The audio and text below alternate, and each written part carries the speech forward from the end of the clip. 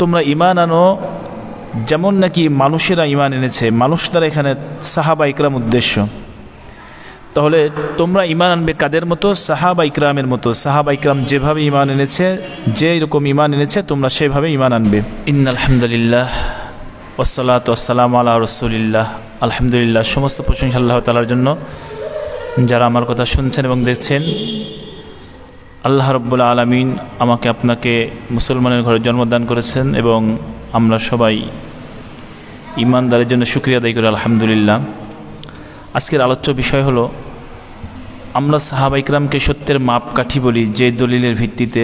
তার মধ্যে অল্প কিছু আয়াত আমি পেশ করব ইনশাআল্লাহ। আল্লাহ সুবহানাহু তাআলা সূরাতুল বাকারার 13 নম্বর আয়াত, আল্লাহ তাআলা সূরাতুল বাকারার 13 নম্বর আয়াতের মধ্যে বলেন, وَإِذَا قِيلَ لَهُمْ آمِنُوا كَمَا آمَنَ النَّاسُ قَالُوا أَنُؤْمِنُ كَمَا آمَنَ السُّفَهَاءُ। আল্লাহ তাআলা বলেন, যখন তাদেরকে বলা হলো, মুনাফিকদেরকে বা যারা অমুসলিম তাদের বলা হলো, আমিনু কামা আমানান নাস, তোমরা ঈমান আনো যেমন নাকি মানুষেরা ঈমান এনেছে। মানুষ দ্বারা এখানে সাহাবা ইকরাম উদ্দেশ্য।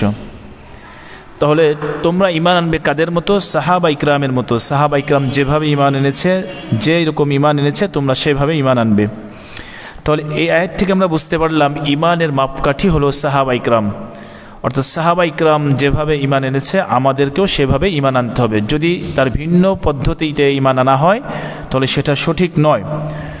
সম্মানিত শ্রোতা এবং যারা দেখছি, দেখুন, ঈমানের মাপকাঠি যদি সাহাবা ইকরামরা হয় তাহলে আর সত্যের মাপকাঠি বলতে কি বোঝাচ্ছে এখানে? ঈমানের মাপকাঠি, ঈমানই হলো মূল জিনিস। ঈমানের মাপকাঠি যদি সাহাবা ইকরামকে আল্লাহ তাআলা বানান, তাহলে আমলের মাপকাঠি আর কারা হবে? এজন্য ঈমানের মাপকাঠি সাহাবা ইকরাম। আমাদের সাহাবা ইকরামের মতো ঈমান আনতে হবে। সাহাবা ইকরামের মতো ঈমান না আনলে আমরা ঈমানদারি হতে পারবো না। তাহলে এখান থেকে আমরা বুঝতে পারলাম যে ঈমানটা হতে হবে সাহাবা ইকরামের মতো। তাহলে ঈমানের মাপকাঠি যেহেতু সাহাবা ইকরাম, তাহলে অন্য অন্য বিষয়ের দিক দিয়েও মাপকাঠি সাহাবা ইকরাম। এবং সূরাতুল বাকারার 137 নম্বর আয়াত, সূরাতুল বাকারার 137 নম্বর আয়াতে আল্লাহ তাআলা বলেন, ফাইন আমানু বিমিসলি মা আমানতুম বিহি ফাকাদ ইহতাদাও। যদি তারা ঈমান আনতো বিমিসলি মা আমানতুম বিহি, তোমরা যেভাবে ঈমান এনেছো সেভাবে, ফাকাদ ইহতাদাও, তাহলে তারা হেদায়েত পেয়ে যেত। তাহলে সাহাবা ইকরামরা যেভাবে ঈমান এনেছে তোমরা যদি সেভাবে ঈমান আনতে, বা তোমরা যেভাবে ঈমান এনেছো, সাহাবা ইকরাম যেভাবে ঈমান এনেছে তারা যদি এভাবে ঈমান আনতো, ফাকাদ ইহতাদাও, তাহলে হেদায়েত পেয়ে যেত। ওয়াইন তাওয়াল্লাউ, আর যদি তারা ভিন্ন পথ অবলম্বন করে, ফাইন্নামা হুম ফি শিকাক, এবং তারা বিরুদ্ধাচরণ করে। তাহলে এই আয়াত থেকে আমরা বুঝতে পারলাম হেদায়েত পাইতে হলে ঈমান আনতে হবে সাহাবা ইকরামের মতো। তাহলে সাহাবা ইকরামের ঈমান আমাদের অনুসরণযোগ্য। তারা কিভাবে ঈমান এনেছিল, যদি তাদের বিপরীত ভিন্ন রকম ঈমান আনা হয় তাহলে কিন্তু হেদায়েত পাবে না। সূরাতুল বাকারার 137 নম্বর আয়াত একথাই বলা হলো। এরপরেও সত্যের মাপকাঠিকে, এটা নিয়ে ঝগড়া। এরপরে আল্লাহ সুবহানাহু ওয়া তাআলা অন্য এক আয়াতের মধ্যে বলেন, যেমন সূরাতুন নিসার 115 নম্বর আয়াত, সূরাতুন নিসা 115 নম্বর আয়াত আল্লাহ তাআলা বলেন, ওমাই ইউশাকিকির রাসূলা মিন বাদি মা তাবায়্যানা লাহুল হুদা ওয়া ইয়াত্তাবি' গায়রা সাবিলিল মুমিনিনা। নিশ্চয় যে ব্যক্তি বিরুদ্ধাচরণ করবে রসুলের, মিন বাদি মা তাবায়্যানা লাহুল হুদা, হেদায়েত স্পষ্ট হয়ে যাবার পরে, ওয়া ইয়াত্তাবি' গায়রা সাবিলিল মুমিনিন, এবং মুমিনদের পথ ছাড়া ভিন্ন পথ অনুসরণ করবে। মুমিন দ্বারা এখানে সাহাবা ইকরাম, সর্বপ্রথম মেসদাক হবে সাহাবা ইকরাম। নুওয়াল্লিহি মা তাওয়াল্লা ওয়া নুসলিহি জাহান্নাম, আল্লাহ বলেন সে যেদিকে যেতে চায় আমি সেদিকেই নিয়ে যাই। ওয়া নুসলিহি জাহান্নাম, এবং তাকে জাহান্নামে নিক্ষেপ করি। ওয়া সাআত মাসিরা, কতই না নিকৃষ্ট স্থান জাহান্নাম। সম্মানিত দর্শক এবং শ্রোতা, তাহলে সূরাতুন নিসার 115 নম্বর আয়াত থেকেও আমরা পেলাম যে আল্লাহ রসুলের বিরুদ্ধাচরণ করে হেদায়েত স্পষ্ট হয়ে যাবার পর এবং মুমিনদের পথ ছাড়া ভিন্ন পথে চলে, তাহলে মুমিন উদ্দেশ্য, প্রথম উদ্দেশ্য সাহাবা ইকরাম। তাহলে সাহাবা ইকরামের পথ ছাড়া ভিন্ন পথে চললে সে নিশ্চয়ই ভ্রান্ত পথে আছে। এভাবে সূরাতুল ফাতার মধ্যে আছে, সূরাতুল ফাতার 26 নম্বর আয়াত, আল্লাহ তাআলা বলেন ইয জাআলাল্লাযীনা কাফারু ফি কুলুবিহিমুল হামিয়াতাল জাহিলিয়াহ, ওই সমস্ত লোক যারা কুফরি করেছে তাদের অন্তরের মধ্যে যখন জিদ হলো, অর্থাৎ জাহিলিয়াতের জিদ আসলো, ফাআনজালাল্লাহু সাকিনাতাহু, আল্লাহ তাআলা বিশেষ রহমত নাজিল করলেন আলা রাসূলিহি ওয়া আলাল মুমিনিন, তার রাসূলের উপর এবং মুমিনদের উপরে, ওয়ালজামাহুম কালিমাতাত তাকওয়া, এবং আবশ্যক করলেন তাদের তাকওয়ার বাক্য, ওয়াকানু হাক্কা বিহা ওয়া আহলাহা, এবং তারাই এর বেশি হকদার। অর্থাৎ সাহাবা ইকরামরা আল্লাহ তাআলার কাছে এবং আল্লাহ তাআলার হুকুমের ব্যাপারে সবচেয়ে সর্বোচ্চ, আল্লাহ এবং আল্লাহ রসুলের পরেই সাহাবা ইকরাম অনুসরণযোগ্য। কেউ যদি বলে যে আমি আল্লাহ মানি রসুল মানি না, সে অবশ্যই আল্লাহকেও মানে না। আবার ঠিক সেভাবে রসুলকে অনুসরণ করে কিন্তু সাহাবার অনুসরণ করে না, একথা যদি বলে ঠিক সে রসুলেরই অনুসরণ করে না। কারণ সাহাবার অনুসরণ হলেই রসুলের অনুসরণ হয়, আর রসুলের অনুসরণ হলেই আল্লাহ তাআলার অনুসরণ হয়। এবং সূরাতুল হুজুরাতের 3 নম্বর আয়াতের মধ্যে আল্লাহ তাআলা বলেন ইন্নাল্লাযীনা ইয়াগুদ্দুনা আসওয়াতাহুম ইনদা রাসূলিল্লাহ উলাইকাল্লাযীনা ইমতাহানাল্লাহু কুলুবাহুম লিত্তাকওয়া, যারা নাকি তাদের আওয়াজকে রাসূলুল্লাহ সাল্লাল্লাহু আলাইহি সাল্লামের নিকটে নিচু করে, আল্লাহ তাআলা তাদের অন্তরকে তাকওয়ার ব্যাপারে ইমতিহান করেছেন। লাহুম মাগফিরাতু ওয়া আজরুন আযীম, তাদের জন্য রয়েছে মাগফিরাত এবং মহান পুরস্কার। তাহলে আল্লাহ পাক এই কয়েকটি আয়াত আমি উল্লেখ করলাম, এছাড়াও আর অনেক আয়াতের মধ্যে সাহাবা ইকরামের প্রশংসা করেছেন এবং সাহাবা ইকরামের অনুসরণের ব্যাপারে ইঙ্গিত করেছেন পরোক্ষ প্রত্যক্ষ। এই সমস্ত আয়াত আমাদের সামনে থাকার পরেও যদি আমরা সাহাবা ইকরামের সমালোচনা করি, সাহাবা ইকরামের আমল নিয়ে চুচেরা করি, তাহলে এটা আসলেই বড় দুর্ভাগ্য। তো হ্যাঁ, একথা হতে পারে যে সাহাবা ইকরামের ভিতর দ্বিমত ছিল, এটা আমলের দিক দিয়ে দ্বিমত ছিল।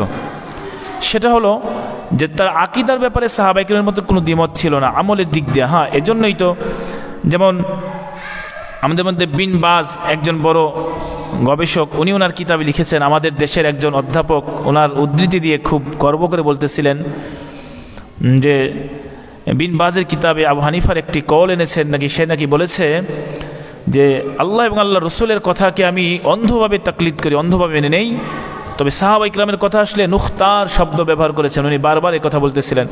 তার কথা তো ঠিকই আছে।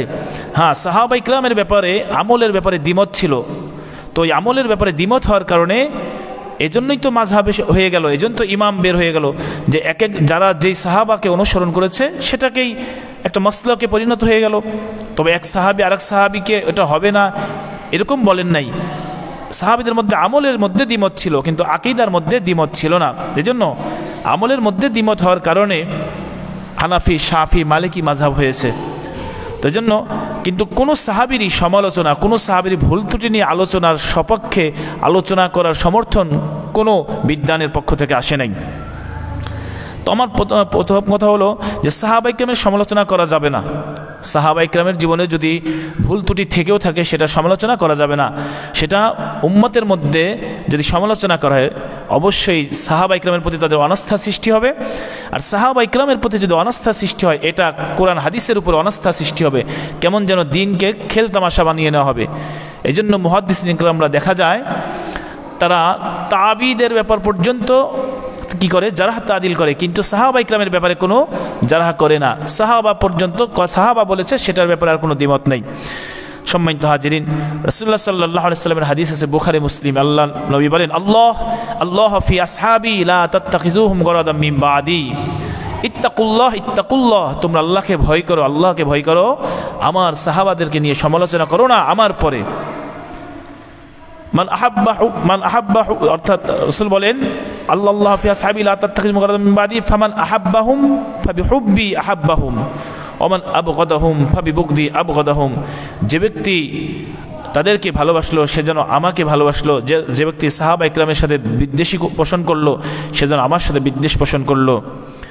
এরপরে বলেছেন খৈর উম্মতি করণী সুম্মাল্লাযীনা ইয়ালুনাহুম সুম্মাল্লাযীনা ইয়ালুনাহুম, আমার যুগের সাহাবা ইকরাম হচ্ছে সর্বশ্রেষ্ঠ যুগ। তো যাই হোক, যারা সাহাবা ইকরামকে সত্যের মাপকাঠি মানেন না তারাও বলে যে সাহাবা ইকরামের আমরা অনুকরণ করি, তাদের নিয়ে ওয়াজ করি। আমি তাদের কাছে বলতে চাই, অনুকরণ করা সত্যের মাপকাঠি বলতে আপনি কি বোঝেন?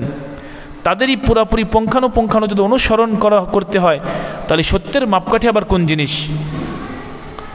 এজন্য সাহাবা ইকরামের সত্যের মাপকাঠি তাদের সমালোচনা করা যাবে না। এবং সাহাবা ইকরামের আমলের মধ্যে দ্বিমত ছিল, এ ব্যাপারে আমাদের এ যুগেও দ্বিমত আছে, এতে কোনো সমস্যার কিছু নেই, যেহেতু সাহাবা ইকরামের মধ্যে দ্বিমত ছিল।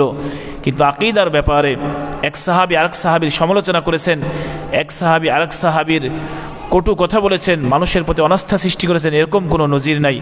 এজন্য আমাদের প্রত্যেকের উচিত সাহাবা ইকরামের ব্যাপারে সত্যের মাপকাঠি মেনে নেওয়া।